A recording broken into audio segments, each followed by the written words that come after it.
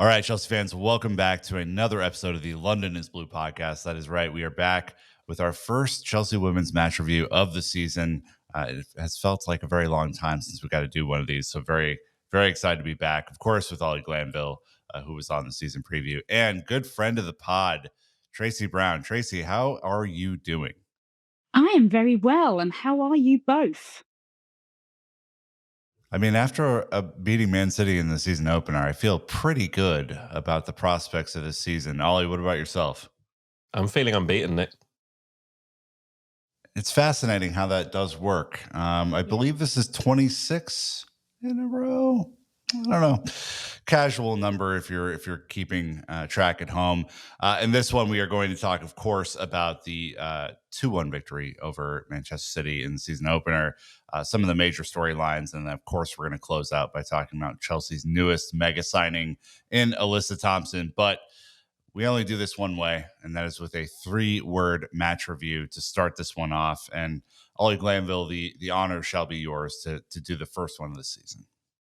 Thank you, kind sir. I went with keep it rolling because that was all this game was about. It was a very early banana skin to get over, and we ground it out. We got some big saves from Hannah. We got through it. We scored some good goals, and yeah, lots and lots of positives to talk about. Tracy, what about yourself?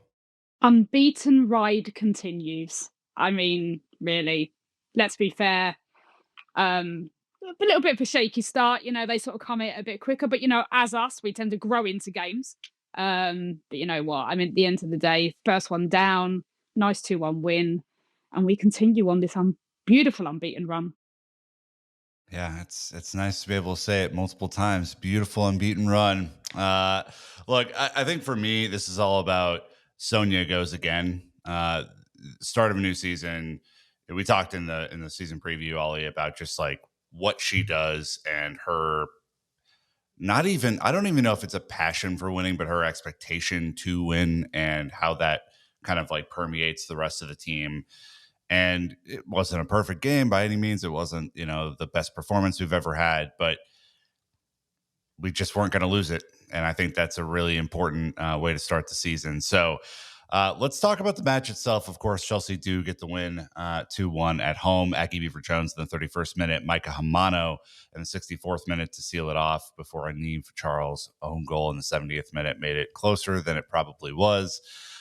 Starting lineup, of course, Hannah Hampton in goal. Bjorn, Bright, Charles in the back line. We'll talk a little bit about the injuries here in a second. Ellie Carpenter at right wing back. Kira Walsh, Erin Cuthbert in midfield. Sandy Baltimore at left wing back. Vika Kaptein, Maika Hamano, and Aggie Beever-Jones. Subs of Shukanuskin, Kat Macario, JRK, and Oriane Jean-Francois make the substitutes appearance. Olivia Pang, Berman, Wrighton, Kerr, and Potter all on the bench. There was a little bit of injury news here, Ollie. Unfortunately, Naomi Girma had a small issue on her calf during the week, so they will assess her to see how long it will be. It is a different injury from the one last season, and I think you just heard the collective inhale of most Chelsea fans going, oh, is this going to be another one of those? Thoughts and feelings, because I think we were both surprised to not see her in the lineup.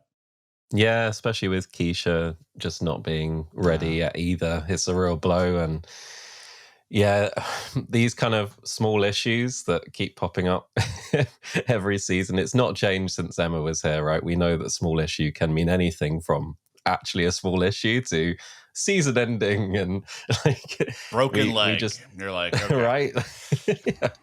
Just a small issue, but yeah, I do think hopefully it was just a stress and strain thing. We didn't see anything after Milan, unlike the likes of Myra, right? So yeah, hopefully she comes back in. I mean, obviously there was the other moment that we'll come on to with Erin as well, where there was that collective intake when she kind of went down, and you do worry about those legs, especially with the Euros lot coming back in, with all the output they have to put in, especially under Serena.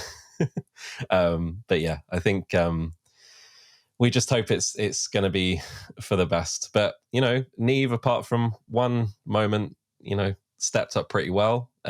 She did need to show Man City how to score a goal. So there was that as well. But other than that, I thought she did really well, especially from set pieces, actually, quite dominant aerially, which I was surprised about. So yeah, we can get into it. Another storyline, because look, Boba Story does come out, Tracy, and say that she expects Erin Cuthbert and Alyssa Thompson to be fit for the trip next weekend to Villa. There's a little bit of mind games here, I think, that, like, sure, they'll both be fit. Do I expect either of them to play personally? No. But could they potentially both play? Maybe. I can imagine them on the bench. Yeah. Like, I think, we've got a good team. We're going to need to use that whole team this season. I think we can all say that every member of that team, people may not have come off the bench, but they will be. And this team is going to be very fluid throughout the season. I think everyone you hear the whole stadium sort of stop breathing when Erin goes down, because it's Erin. And Erin doesn't go down for no reason. And I think that's the point where everyone's like gripping the seats, like, no, get up instantly. So, I mean, you don't want to, if Erin's got a bit of a niggle, don't play her. I mean, Yeah. I want her on the pitch for every game regardless. But at the same time, if we've got little knocks, we don't want to make them worse this early in the season. So we have enough cover. That's what we need to use. The club have learned this lesson 150 times over. You do not play the early season game against Aston Villa if it means that you're going to miss the late season game against Barcelona. Yeah. Like, there absolutely makes no sense whatsoever.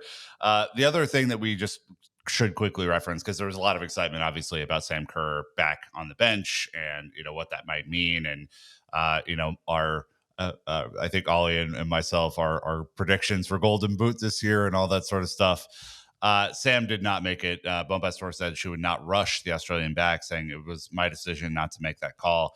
It was never easy for a player to come in this type of game just because the rhythm is high. If it had been 2-0, maybe I would have done something different, but at 2-1, City was trying to push hard to score. I felt I had better options on the bench. And I think better is probably not the operative word there, Ollie. It's probably fitter is probably the operative word, because Definitely. I don't know if there was anyone better necessarily, but definitely the rhythm of the game had kind of changed at that point, and City were definitely a little bit on the ball more, and we needed to defend larger spaces more. Yeah, for sure. Sam was sent out at 2-0. And it was quite clear she was going through a warm-up that was like, you might get 15, 20 minutes maybe. But as soon as that own goal goes in, she got called back to the bench pretty much, despite fans chanting, we want Sam, which came over loud and clear over broadcast as well after the fact. So, yeah, I think to Tracy's point, we will use the bench throughout the entirety of the season, and the little bit of callback to the season preview. This is why I think Sam will be a super sub early in the season, because as she finds her stride, it will probably be largely from the bench, especially with the form of Aggie right now. Like, Aggie has just been unplayable right now. But for, a bit of loss of her head, she would have had 2 again today. But I thought other than that, she was pretty flawless alongside Maika with her hold-up play. Well, don't jump the gun too much here, because we're going to talk about both of them in a second. Just to round out the stats for this one, Chelsea only have 8 shots in this game, surprisingly. There was a lot of ball movement, not a lot of shots, to Man City's 17. Chelsea had 3 on target. Man City had 5 on target. Chelsea do end up with 52% possession to City's 48. Slightly more passes, slightly fewer fouls.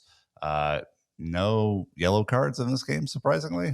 These are usually pretty fraught games with lots of yellows. There wasn't a whole lot going on here, although I think the referee was also getting warmed up to the season as well in this one, and we could talk about that in a second. 5 corners to City's 3. So Harry Edwards, of course, always with the stat to kind of unpack here. Chelsea have won their first home game of the WSL season for the 7th season in a row. Ollie, remind me what happened in the 6 previous seasons in the WSL. Was there anything of note that could potentially portend what I think we won it, here? Nick, to be honest. I think we might have won it. Tracy, correct me if I'm wrong, but I think we won the whole thing. It appears 6 in a row. Okay, that's what interesting. Just a little thought there. Sonia does say that this is only the first game in terms of the physiological aspects, psychological aspects, I should say. It's important to beat a big opponent, someone who's trying to fight for the title. Maybe we'll see. The season will be difficult. We know that. I'm not going to go crazy with these 3 points. It is good for confidence, good to take 3 points, but is first win, and we have 21 to go. God, she does just drop some banger quotes sometimes, and I don't even know if she means to, but the way that they like look on screen is just fantastic. She said this league is competitive. We can lose points against everyone. We can enjoy our weekends, and then we can go again on Monday. There was that kind of fun clip, Tracy, of her in the middle of the huddle going 2 days off, and everyone's like partying. Absolutely loved it. Let's go back to you, Tracy. Who is your player of the match in this one? Oh, I think it's everyone's player of the match. I think there was a certain someone who was sort of bombing down the pitch quite quickly and throwing balls across that were just phenomenal. And to be quite honest, it's almost gutting that we didn't have someone on the end of every ball. So I think there's a certain Carpenter who gets this. I think, the speed as well, the movement, the speed, outdone any defending or wanting to defend her. She was just phenomenal. I think if you look at anywhere that anyone's done any voting, she is the player of the match. Yep. And I think that's debut. That's game 1. Can you imagine then if you bring someone we're going to speak about later on into the game as well? You look at speed, dribbling, passing, what we could do with the team that we now have. Maybe game 1, but I think that it really is truly just the beginning. I think we've got some phenomenal players that are going to be instrumental in us taking the bigger step that we know we need. Ollie? Yeah, I think Ellie Carpenter is the inarguable bet, but just to be different and contradict everyone, I'll say Hannah for the big saves she made against Bunny Shaw in particular in that first half. I think they were pretty crucial. I'll go with Hannah just for those big saves, but yeah, Ellie for me was pretty much a revelation. Not like we don't know what she brings, but a revelation in terms of it being a debut and how quickly she fitted in was pretty impressive, and also kind of took Alex Greenwood out of the game both in the first half and then actually probably contributed to the hamstring in the second half as well. She just could not keep up. It was such a mismatch.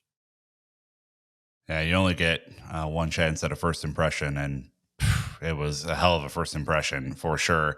I would also throw Maika into the mix here as a consideration. I thought she was just truly excellent on the day. And everywhere. She was everywhere. She does the dirty work that no one else really wants to do except for Aaron in midfield, and at the same time just finds herself in these amazing positions just to be on the end of a ball that probably wasn't meant for her, but she's going to put it away anyway. And the joy that she plays with is just something really, really fun about this team. And I genuinely I love watching her play. And she was my pick for super sub of the season, even though she got to start. So there you go. Let's go to the ad break here. We'll talk about the major talking points next, and then round out with our late transfer news. Thanks to the sponsors. We'll be right back. As far as talking points go, Tracy, Ollie and I had a little bit of banter back and forth about what the shape of the team might look like in our season preview. And I think, to not my surprise, not Ollie's surprise, probably not your surprise, we ran out with a 3-4-2-1 formation, kind of what we saw at the end of last season. I think Sonia is looking for different ways to get the ball up the pitch. We were kind of lopsided in ball movement last year, and I think she's looking for kind of any way to kind of shift that so that we're a little bit more balanced.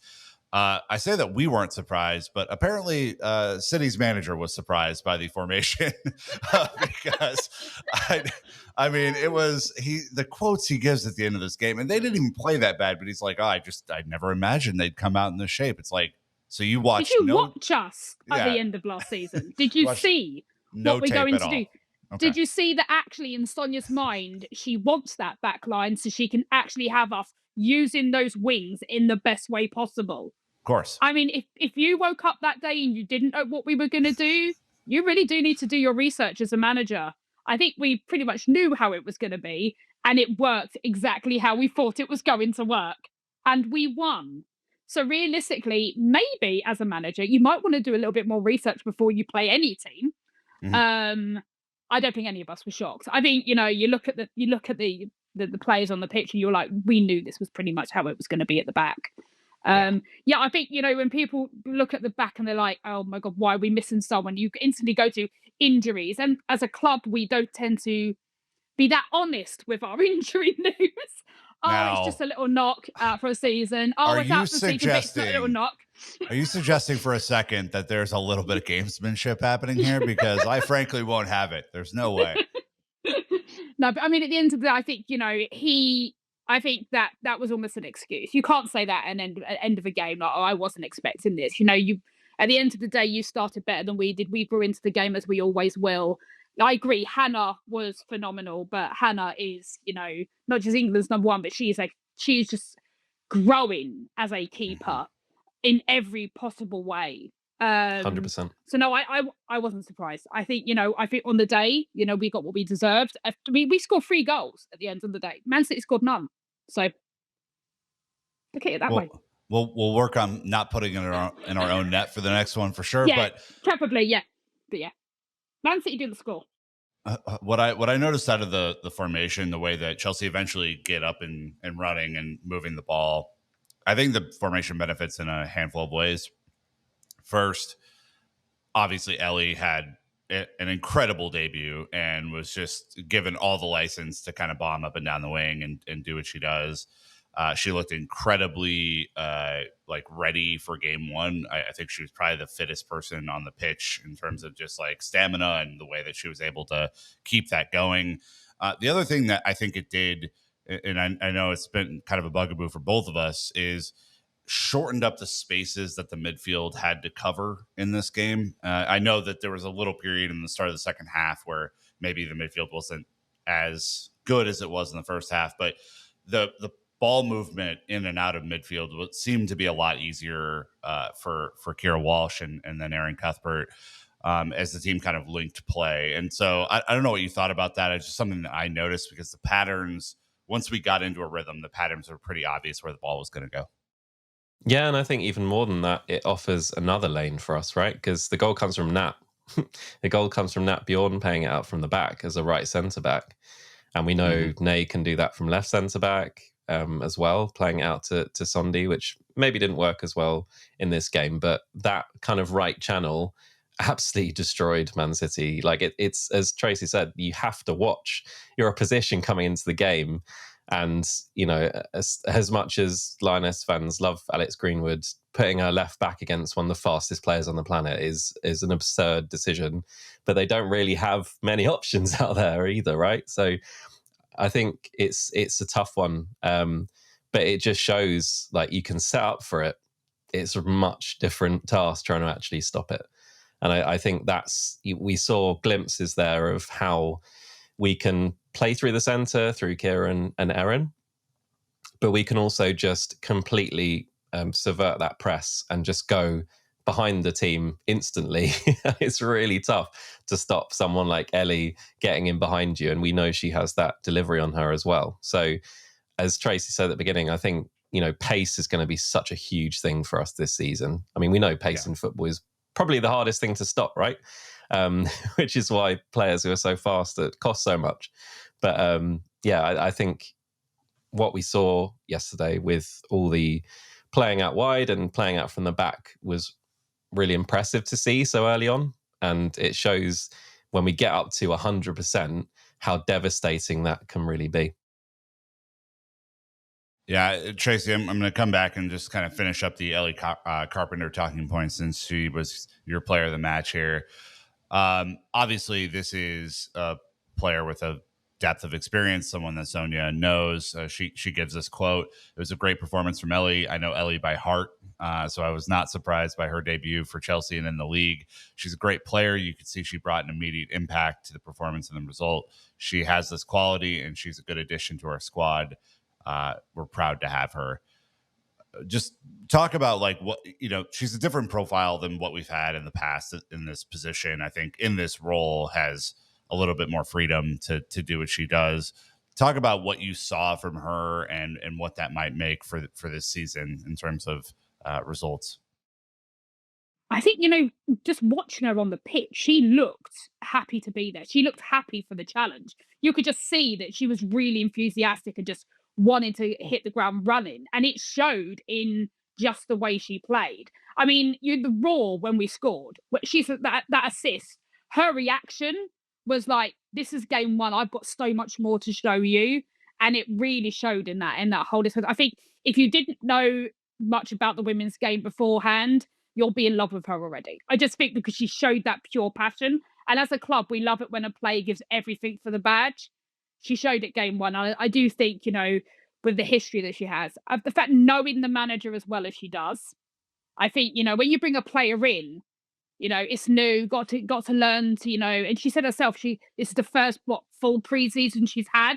So at the end of the day, already knowing the manager already breaks that apart. So you already can have a conversation quite comfortably, and that really helps when it comes to like, this is what your role is going to be on the pitch.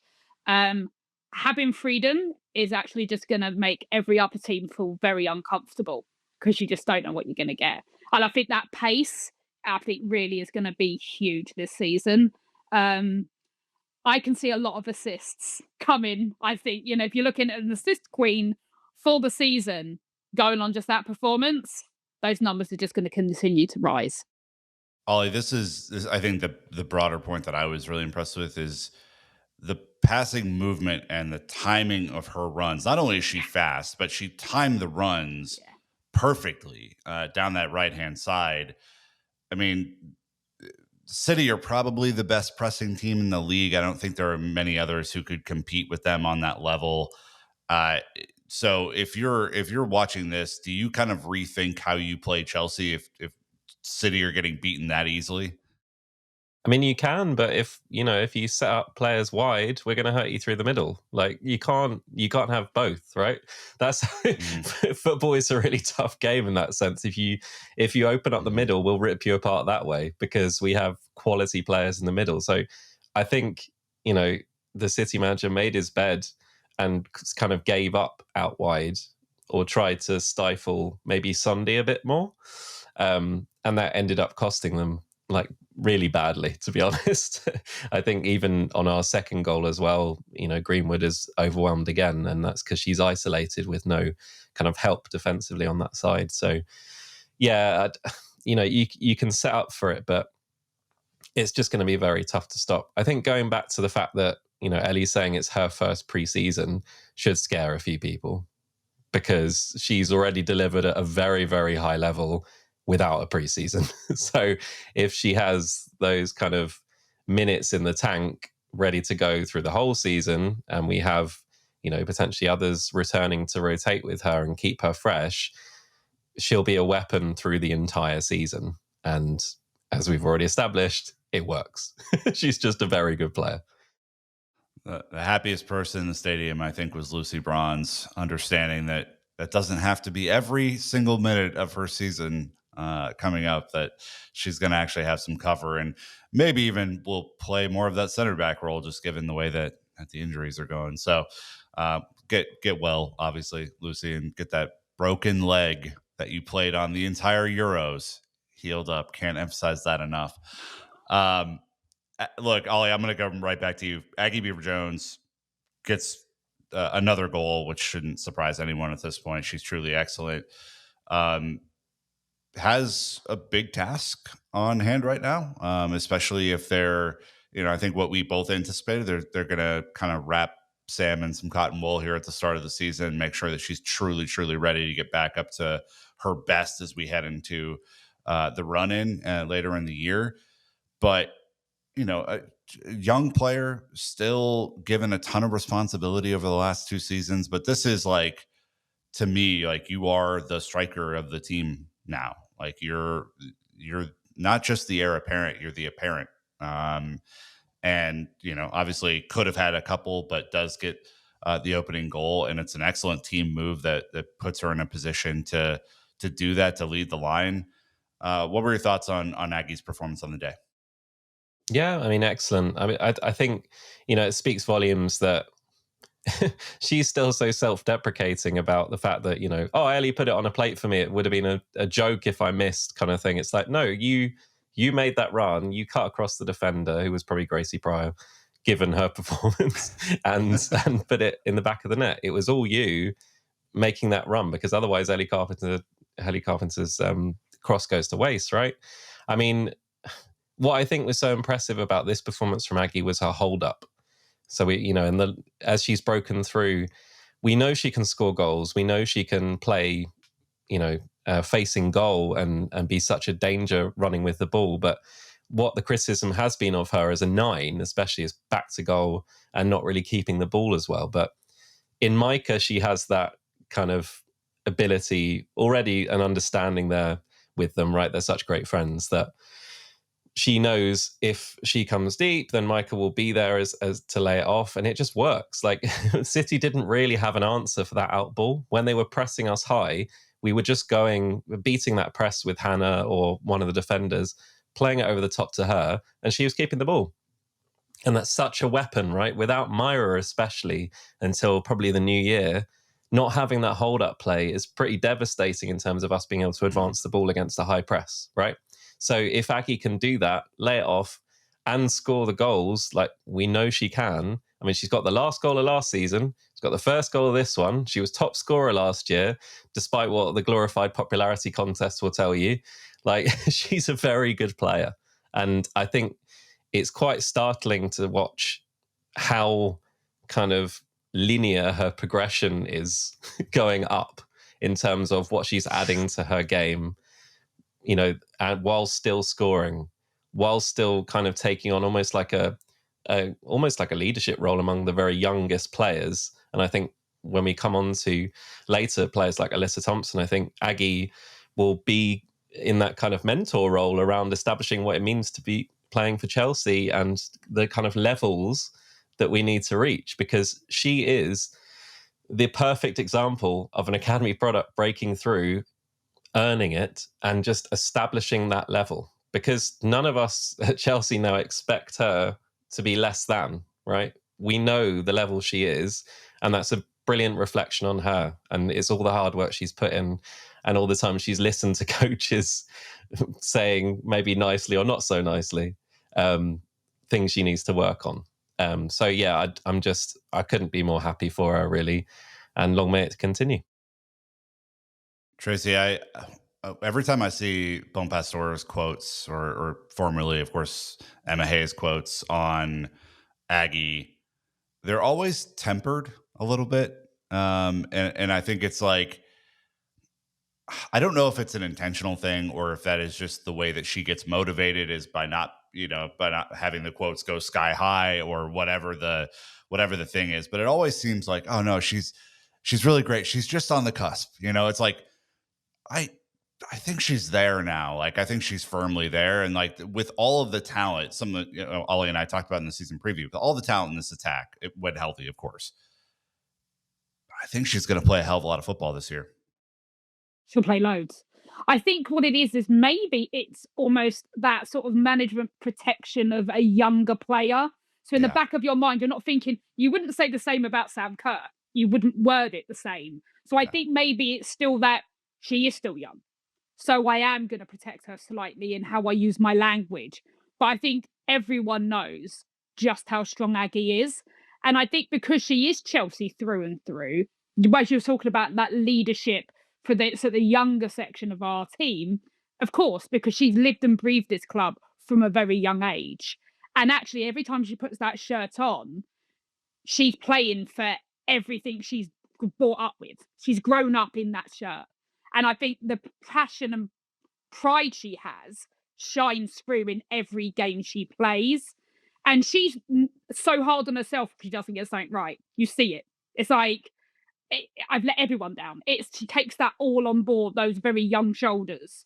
But I think this season, I think because of the position we're in now, say you're just getting some forwards back healthy and losing Myra, this is a perfect time for her to go, I've got this. I've actually got this. Don't think I haven't. because actually I learned consistently. And I think you've just been able to hold up the ball better just brings another element to how good she's going to be. And as much as I would love to have seen her play more for the Lionesses in the Euros, I'd love to have seen her on the pitch more. Actually having her really fit for us, I think is better. So I'm looking forward to what she's going to bring. I think, as I say, everyone's going to get used. It's a big season, so every single person's going to have to play their part, and she's definitely there. I truly believe. Yeah, I do just want to give a quick shout out to Maika as well, who's I think an excellent That performance. smile. I'm sorry, that smile doesn't matter. Doesn't matter what position, running around, running flat out for 20 minutes. That grin just doesn't leave. Looks so happy to be playing regardless. And it's infectious. It really, truly is.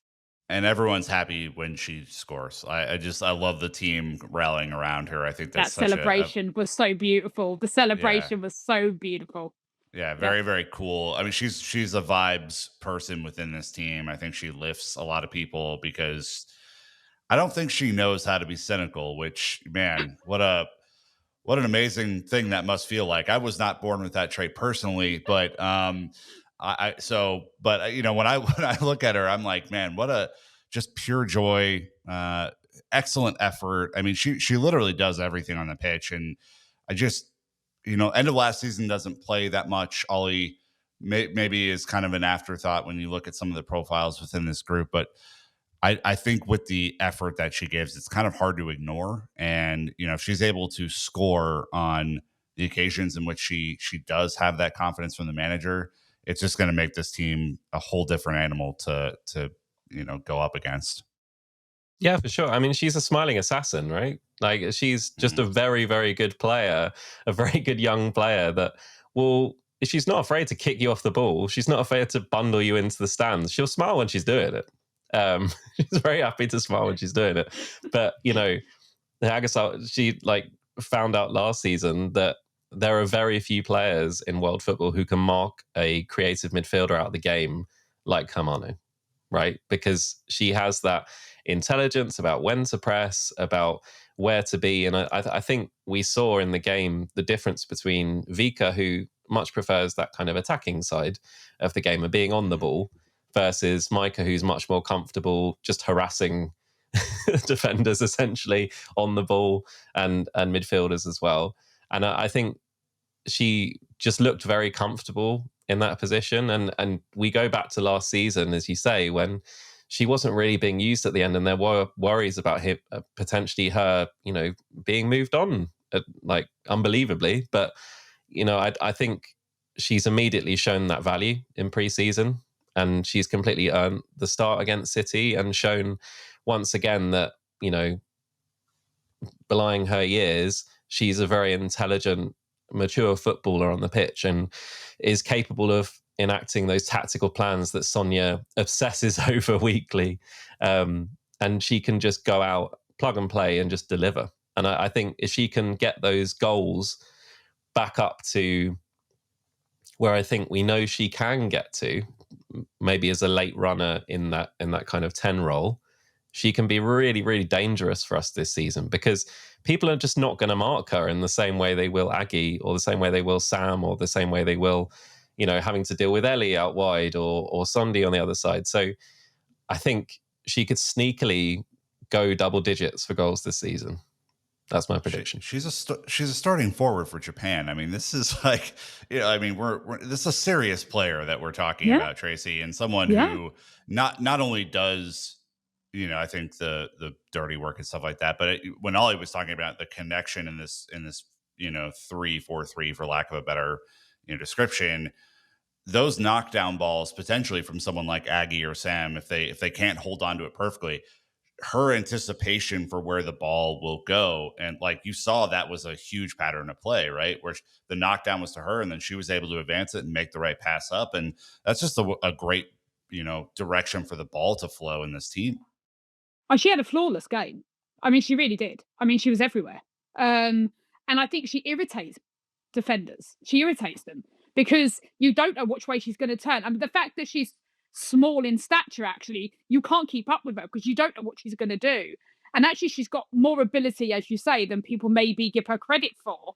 And actually, I think this season's a good time for actually everyone in this country to actually see what she's capable of doing, because she is a little star.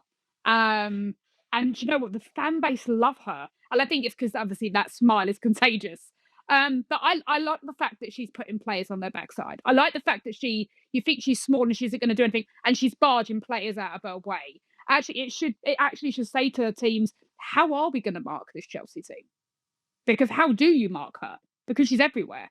And she's got her own skills at being able to hold up the ball and move it smoothly across the pitch. So I think, we haven't just got to look at the experience in our team, and we've brought in some great experience. But we've got some youngsters who are younger players who are thriving. And actually, the fact that we've got this togetherness already, match day 1, what we are going to continue to do is really exciting. For the first time, you think, oh yeah, we win this year on year. This is our thing. This is what we do. But more than that, actually, I think what we are building internally, from the top down, is incredible at this club. Yeah, absolutely. You're doing. I think. Sorry, I was going to say, leading on from that, I think Ariane Jean-Francois is a really interesting player to watch this season as well. Like, in the Euros, she's already got that experience of being asked to play a really important role for country. And, with Erin maybe not being 100% throughout the start of the season, she could really step up into that role as well. And we know she's very comfortable in senior football now, and her ceiling is sky high as well. We'll talk about the transfer window next, because I have some thoughts on the way that we rounded things out for sure. Just looking at the table and how things are shaped up after match week 1.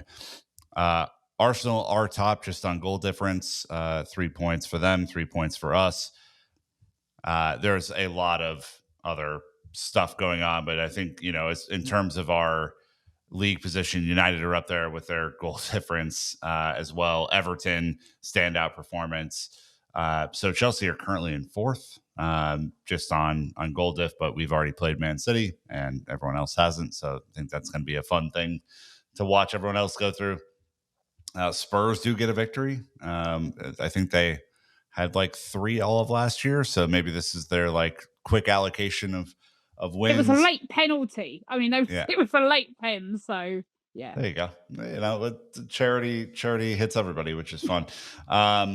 Villa, Brighton, City, West Ham, Liverpool, who just got killed against Everton. Gareth Taylor back into our lives just as we left him. And then London City and Leicester. London City do lose to Arsenal. We're competitive in that game, but not, eventually able to kind of close the deal. Don't have the depth of relationships there yet, but they did make a huge signing late in the window with Grace Gayoro. So definitely one to watch. Upcoming for Chelsea, as it stands, Villa next Sunday, the 14th. That is a noon kickoff. So that means a 6 a.m. kickoff for your boy over here. Then Leicester City the Sunday after, another noon kickoff, which means another 6 a.m. wake up for your boy. This is after the Premier League, NBC Premier League weekends will be in Kansas City, which will be fun for me. And then to close out September, West Ham away on the 28th. Slightly better wake up time at 8:30, which means that'll be a 2:30 for you guys. So, look, a pretty decent way for Chelsea to get into the season. Obviously, you have the Daily Brightness derby next week as Chelsea travel up to Villa for that one. So the two best friends that ever were will get to play against each other yet again. So we will be back right after the ad break here to talk about the end of the window and where Chelsea sit from a squad depth perspective. But thanks to the sponsors for supporting the show. We'll be right back. All right, guys. Alyssa Thompson is a Chelsea player. How do you feel about that? Tracy, you go. Oh, it's a lovely signing. I mean, let's be fair. Look at the skill that she will bring to this team. I mean, let's just talk dribbling alone. But just that skill, at such a young age. I just think you look at the depth of, just forget the depth of our team, but the depth of the age of our team, the amount of incredible youngsters we have who are just going to continue to thrive for years to come. I think, you know, pace, as I've mentioned earlier on, is going to be really important this year because we've had pace throughout the years. We've had players who are very capable, but we now have a lot of players who can do that, and a lot of players who are going to be deadly. And I think once she gets into the routine, once she gets to know her teammates, obviously she knows some of them anyway. I think, once she's embedded in the ethos of what it means to be Chelsea, she is just going to thrive. And I think it's saying, it just, Paul Green, I'm just sorry. I'm just the legend. I'm sorry. Ollie, is he the best executive in all of football? Yes. Next question. Yeah, let's just move on. That's that simple. It's that simple. He has an astonishing track record. I mean, there is, unlike other clubs and other teams who might start a deal and then not close it out. If Chelsea are in for a player, Chelsea 99.9% of the time gets said player, despite the NWSL as a league trying to get involved here. There's a dispute about the fee for Alyssa Thompson and what fee is actually going to go where. And I'm not going to get into that because frankly, I really don't care about that. It's not my money. But like, if you look at where Chelsea women have been over the last, just take like 6 years and the signings that have been made, some under the cover of darkness, like Sam Kerr, where she popped up on our screen. We're like, holy shit, Sam Kerr, what is going on? And then some that are a little bit more, public in nature. He just gets it done. It is astonishing, man. Yeah. I mean, exactly. He was negotiating against a club who, this is a player who's a face of the league, right? Like, this is a player who's, the NWSL is thinking is a future face of the league, a current face of the league, like to get bums on seats, that kind of thing. So it wasn't just negotiating against Angel City, he's also negotiating against the league themselves. And to come out with, I know you don't want to mention the fee, but if it is around 1 million, 1.1 million, like, it's absurd. It's completely absurd. Like, no wonder Angel City are like, well, I think it might be closer to $2 million. And it's like, yeah, probably not with Paul Green, but, brief what you want. But yeah, I think going back to what Tracy just said, it's a perfect time for her to join us. There is that niche exactly where she fits in. She's got players around her who she knows really well and plays with a national team with. And she's got players in around her who she can grow alongside and learn what it means to be Chelsea. But also, like, she's just a fabulous player, right? She's a brilliant dribbler. She's got immense pace, and her shooting is like immense as well. We touched on it in the preview, but there are a lot of kind of parallels with Olivia Smith there. And we already saw how she's, lifting that attack in North London. But I think Alyssa, once she's got her feet under the table, I think will be just as kind of dominant for us, given all the players she's got around her to create with, and given all the options she's got up front. I think, yeah, sky's the limit for me, Nick. It is an interesting profile, Tracy, only because in this team, outside of, I would say, like Sandy, who, has a flair for the dramatic and some dribbling capabilities and things like that, maybe a little bit of Cat Mac, but that's not really like her game's more about vision and passing and an electric, boot. Alyssa is really a like, okay, Lauren James, number one, but like Alyssa's probably going to come in and be number two and just self-creating everything. Like, she won't need there to be, 4 players around her to move in and out of a difficult matchup with a defender. She can beat them with pace. She can beat them with skill. I'm very interested to see how she fits in, because the team has been so dependent on the team moving the ball and not individuals, except for Lauren and maybe a little bit of Sandy. This is a player who can do both. I think that's important, because I think when you look at, say you look at last season, obviously we had those draws that we had. And often, and this actually is just Chelsea as a whole, when people sit deep and everyone sits behind the ball, whether it's our women or our men, we look like we have no idea what we're doing. And we do struggle at that point. And then we end up having silly draws in a game. And it just happens. Actually, what this does is everyone goes, well, this is how Chelsea play. But now we've got, but this isn't just how we play. And actually, it gives us another angle to play a game. So everyone presumes we are a team that wins together. But having players like this come in actually says, but we also have players who can very much do this on their own. And I can think of a men's player who was just like that, and that was Eden Hazard, who could just do what he wanted. Because if we weren't actually having a good day, but he was, it didn't matter. He didn't need the whole team. He could just do it himself. I'm just thinking of a game in my head against Liverpool. But I think, she's young, she's capable. As you said, she can score, she can run with a lot of pace, and she can dribble.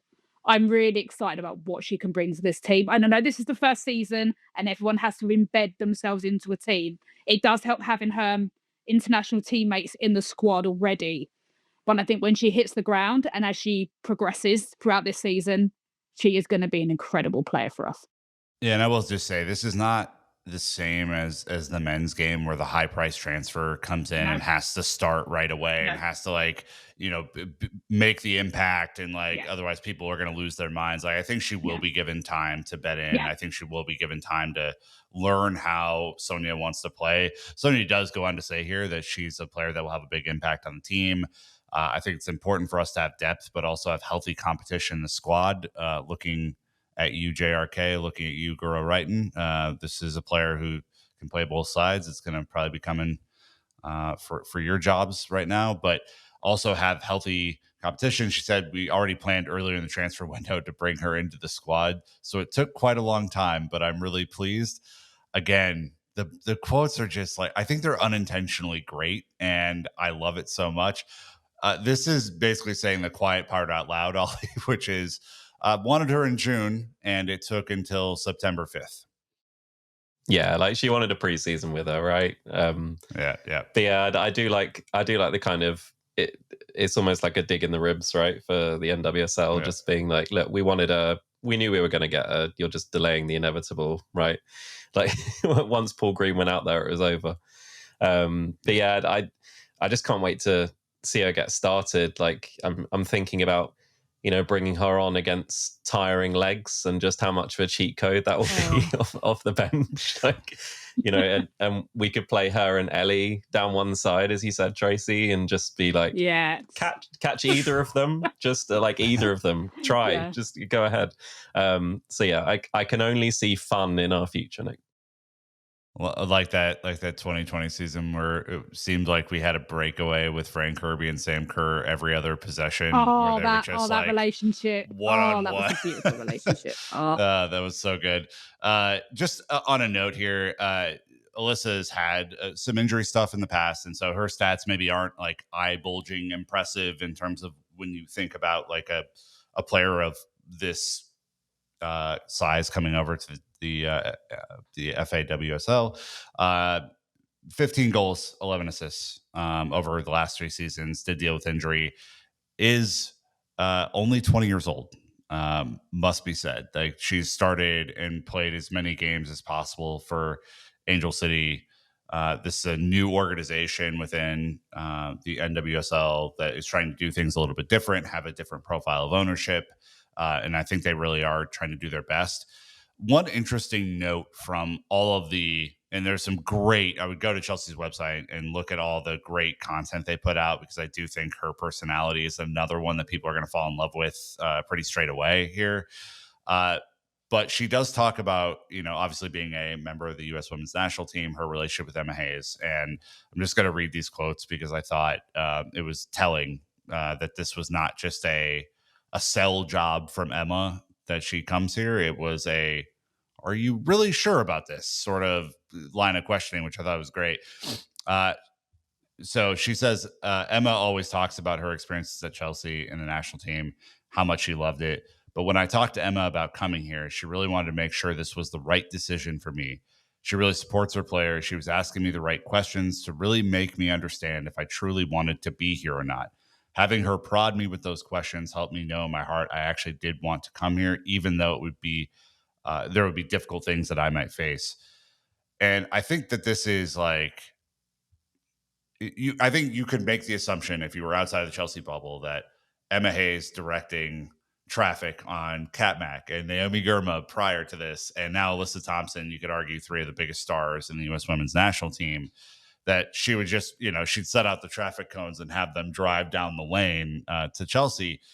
And I do think that as a coach, she has this perspective to go like, look, Alyssa, you've only ever lived in LA. You're the star for your hometown team in this new franchise that's trying to do things differently.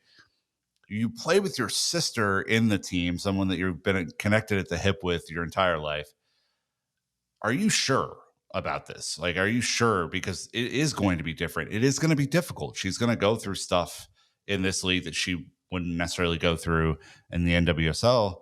And I don't know, to me, Tracy, this is I felt so much more confident having read this that she was being put through the ringer before she made the choice, and that the person doing said questioning was the expert on the matter. That there is no more expert than Emma Hayes on what she was going to go through. I think Emma Hayes, manager, talent scout, you name it. I mean, let's talk about all the things we could call Emma Hayes.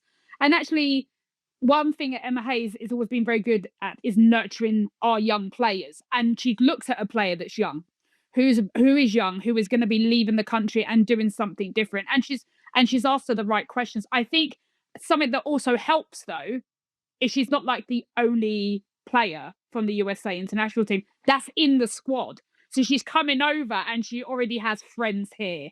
And that sort of comfort blanket of knowing you're not on your own is definitely going to help her embed into the team anyway. Because I'm sure as much as she spoke to Emma, she mostly had conversations with Kat and Germa. She would have had conversations as like, what's it like there? Because I can imagine she really did do her homework. And as a young player, I would have expected her to have done her homework and actually taken advice from Emma Hayes. Let's be fair, the god of women's football, or just football is in general, is going to ask the young players the right questions. And yeah, I do feel comfortable because I know now that would have been like almost a grilling, like a test. Right, we're going to do 100%. It would have been a test. It would have been an absolute grilling to make sure in your heart of soul that you really want to do this.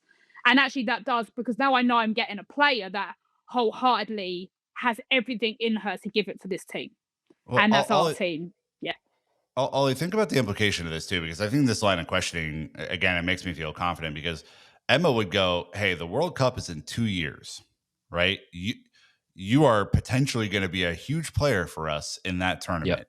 But you're only going to be a huge player in that tournament if you have the right mentality and mindset to go make it somewhere new, right? The old, if you can make it here, you can make it anywhere sort of vibes, right? Like, and not only that, but Emma has done the reverse of this, not as, like a high profile player in the same way, but she did come over to the States relatively young, cut her teeth in a lot of different ways, become who she is, and then went back and dominated after that. And I think she's probably looking at this and going, I've done this. There's going to be some shit that you're not going to love, but I think as a player, it's going to make you better and more ready.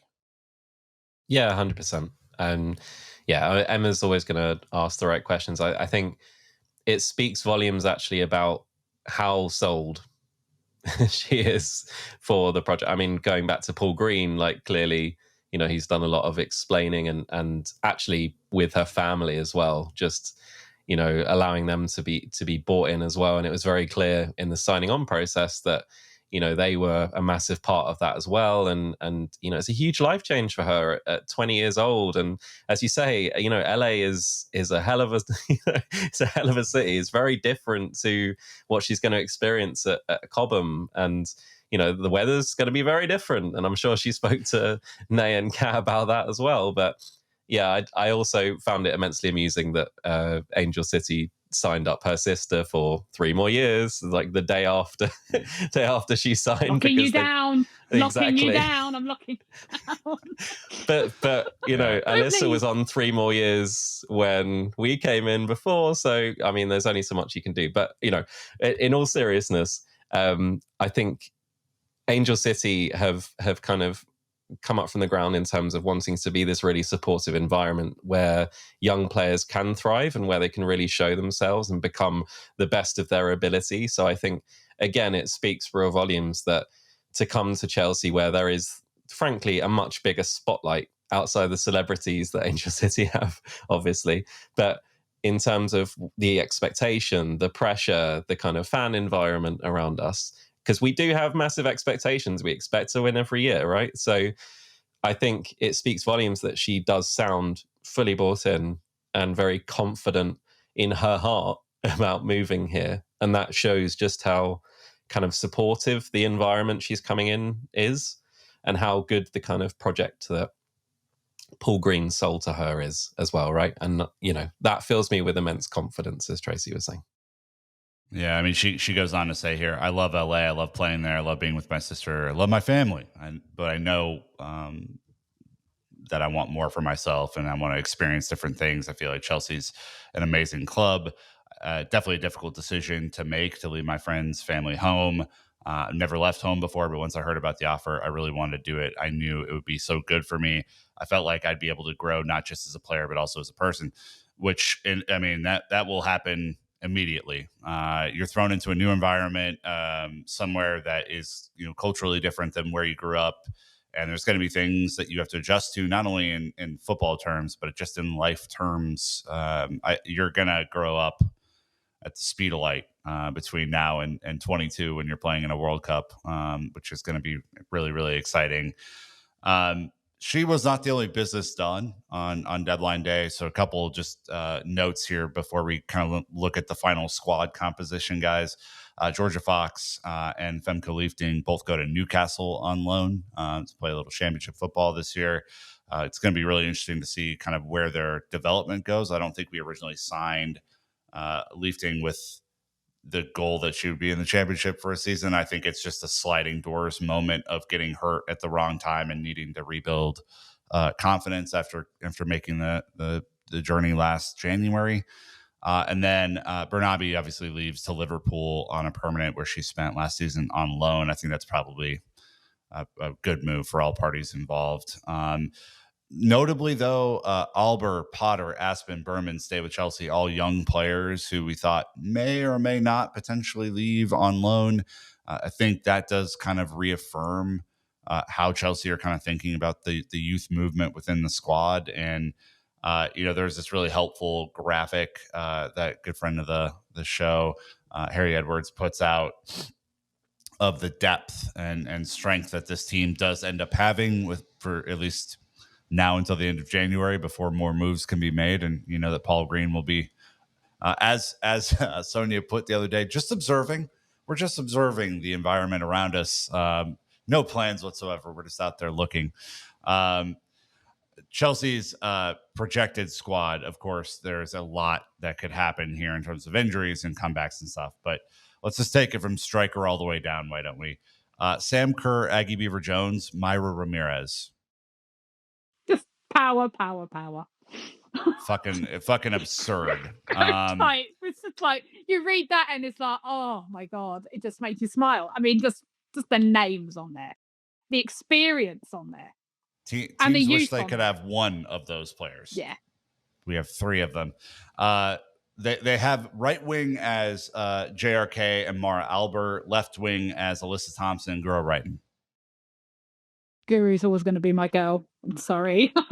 Guru's always going to be my girl. Second leading goal scorer last season, despite missing half of the year. Always going to be my girl. Literally. Just speak of the pace. Just think of that pace and what that's going to mean, and what those players are capable of doing and bringing.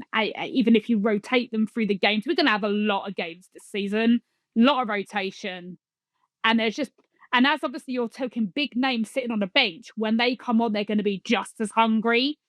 So actually, I agree. Just having that much depth makes players hungry. They want to be on the pitch playing, and actually, that means better for us as a club.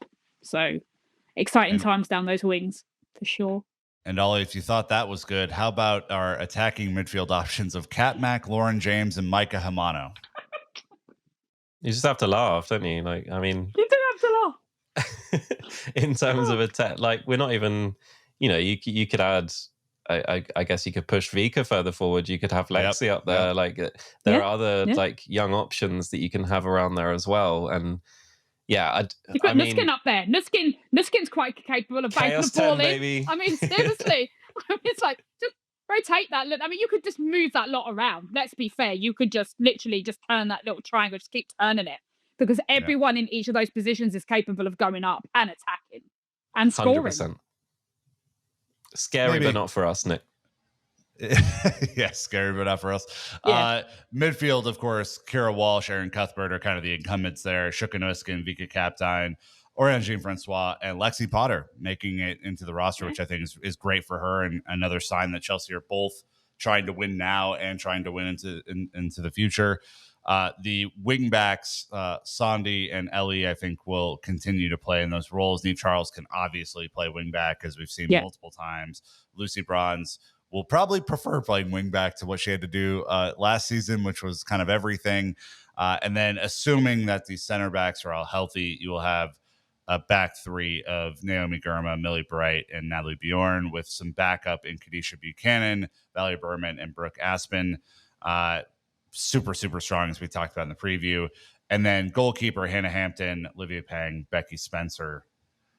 It's just a hell of a squad here. I mean, the Champions League squad notes, because Harry did put this together, and I do appreciate it, because sometimes this is difficult to keep track of, especially without the data infrastructure around the women's game there is for the men's game. The projected squad of club-trained options is Aggie Beever-Jones, Aaron Cuthbert, Lexi Potter. Association trained, Millie Bright, Lucy Bronze, Neve Charles, Hannah Hampton. Eligible for the B list would be Maika Hamano, and then academy goalkeeper to be named later. Predicted to miss out in this initial squad, probably Myra due to injury, Brooke Aspen, Mara Albert, Becky Spencer. That's his prediction. The others that would, of course, be a part of it: Baltimore, Bjorn, Buchanan, Berman, Carpenter, Girma, Jean Francois, Kaptein, Kerr, Macario, Nuskin, Peng, Wrighton, JRK, Alyssa Thompson, and then spillover for, of course, Lauren James and Kira Walsh. It's an incredibly deep squad, guys. I don't even know where to go here. I think there's an interesting mix of experience and youth. I think there's a very athletic profile in this team that maybe there hasn't been all the time for Chelsea before, when we've come up against the likes of Barcelona in a different sort of athletic context. I'm super excited for this season.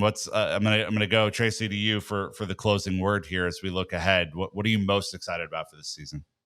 I'm just thinking, just this team embedded in together. We're a strong family with a phenomenal leader in someone who has rested this summer, who has mentally got herself raring to go in Millie Bright. Like, that leadership at the very top of that pyramid, and what she can bring, and how she can rally that team. We've got a lot of born leaders in our team. From the front to the back, we really truly have. And I think there is nothing like this is mostly the first season where I've had real pure excitement in my veins about what we can bring as a team as a whole. I think the experience with the new players coming in who are also experienced. I think, this is going to be, I'd love to see that unbeaten run keep going. I'd like to see, maybe for the League Cup, us playing some of those younger players. Because let's be fair, in my mind, I've got two things: League and Champions League. Cups, put the youngsters in, have a good run. But for me, there's two things that I really, truly want. And the Cups, they're great. But for me, that's not the focus. It's getting the two biggest things, because that is what this team is. This team is winners. And this is the time that they actually take that big step. And with the players we've brought in, and what we're capable of doing, there's no reason why we can't do this. Ollie? Yeah, I mean, just echo what Tracy's saying. I think it's about time as a club. We said we won it all for every team in our club. I think it's definitely the season to do that. And just going back to what Paul Green has said, all of his quotes this summer, I don't know if you've seen the thread, have just been a really dynamic athletic player, whether they're Livia Peng in goal or Alyssa Thompson. So no prizes for guessing what Sonia said was maybe our weakness coming into this season. I think, to Tracy's point about pace, I think just that dynamism, that pace that we've brought in this summer, I think we could be an electric team this year. And, even the best teams in the world struggle against that. So, yeah, for me, it's just an incredible squad on paper, and we need to get over the line in Europe. Enough said. Yep. Yeah, I think that's where I'm going to close out, which is rotation without drop off. There is so much depth and strength in this squad that Bompastor should be able to make huge changes. Give Aaron Cuthbert more rest this season. Ensure that Sam Kerr has a really, really easy pathway back into the team so that she feels confident, starts scoring. Give Millie Bright some fucking rest for once in a season. Yeah. Like, without there being this, like, oh, are we scared that the result's not going to come our way? And I think the way that they built the squad is exactly for that purpose, so that when we do reach March, April, May, that you have healthy spine across the team, and that you're able to take that and really show up as your best selves against inevitably Barcelona in a semifinal. So that's just the way that it will go. But look, guys, I'm super excited. Thanks for joining the first match review of this new season. I think there's just a ton of excitement. Very excited that we got done with City at home, that we don't have to think about that in the league for the rest of the year. And we're going to move on to bigger and better things. But looks, lots more coming out this week. Men's international break. Women are back on Sunday. But thanks to everyone who is supporting these episodes. And of course, please give Tracy and Ollie a follow and thank them for their contributions as well. We're back and we're very excited. Until next time, you know what to do. Keep the blue flag flying high.